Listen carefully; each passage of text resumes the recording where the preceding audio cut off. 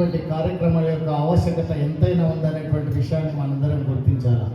మన చరిత్ర ఎప్పుడు చూసినా కూడా ఎప్పుడెప్పుడు ధర్మానికి ఆటంకం కలిగినా, ఎప్పుడెప్పుడు సనాతన ధర్మానికి ఇబ్బంది కలిగినా, ఎప్పుడెప్పుడు అధర్మం పెచ్చరిల్లినప్పుడు ఆ రోజులలో ఏదో ఒక రూపంలో ఈ భగవంతుడు అనేటువంటి వ్యక్తి ఏ రూపంలో అయినా మనల్ని వచ్చి రక్షిస్తున్నటువంటి సందర్భాలు చరిత్రలో మనం ఎప్పుడు చూసినా కనిపిస్తూ ఉన్నాయి.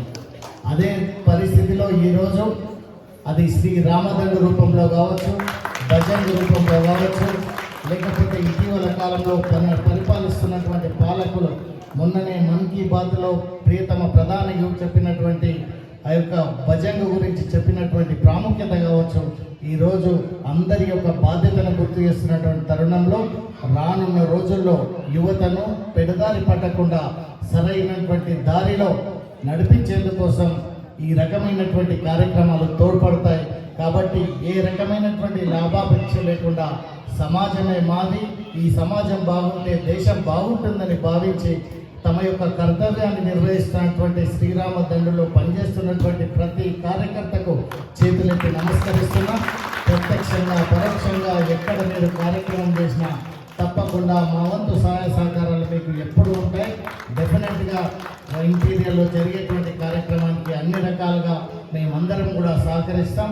మాకున్నటువంటి పరిచయాలతో డెఫినెట్గా మీ దగ్గరికి పనిచేసేది. ఈ మధ్యలో జరిగినటువంటి చుంకానా గ్రౌండ్స్లో జరిగిన భజన్ క్లబ్లో కూడా చికోటి ప్రవీణ్ గారు వారి యొక్క మిత్ర బృందం అందరు చేసినప్పుడు కూడా మేమందరం కూడా దానిలో ప్రత్యక్షంగా ఉండి ఆ కార్యక్రమంలో సుమారు 20-25 వేల మంది పాల్గొన్నటువంటి పరిస్థితి మనం చూసాం. కాబట్టి డబ్బుల కల్చర్కు దూరం అయ్యేటువంటి దీనిలో ఈ యొక్క మన భజన్ దీని లోపల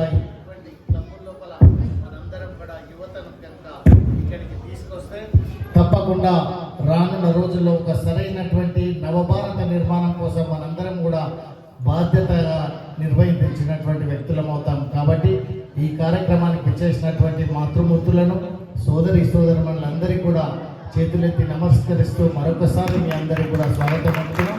భవిష్యత్తులో మనం ఈ రకమైనటువంటి కార్యక్రమాలను ఏవి చేసినా మనందరం కూడా సహకరించి సక్సెస్ చేయాల్సినటువంటి బాధ్యత ఉంది.